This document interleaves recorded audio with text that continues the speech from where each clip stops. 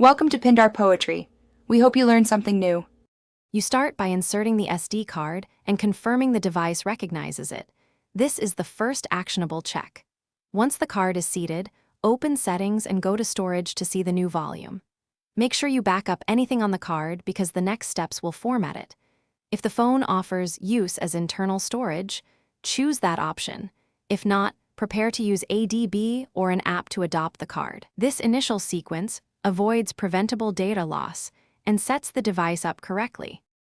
Now you perform the critical format and adoption. If the UI presents Format as Internal, tap it and confirm. The system will encrypt and bind the card to your device for app and data storage. Once done, choose whether to migrate data. Migrating moves apps and media to free internal space. If the option is absent, use ADB commands, identify disk, partition as private, and set as adoptable. This emulates the UI. Make sure to leave the device powered and connected until the process finishes. Finish by verifying the system treats the card as internal storage. Check settings storage for the expanded capacity and test by moving a couple of apps and saving photos. You want to confirm app launches are stable and that write speeds meet expectations. Slow cards can cause lag. Once verified, you're done.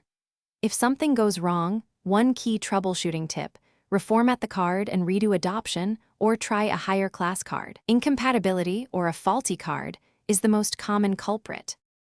Thanks for watching. Consider subscribing if we helped you.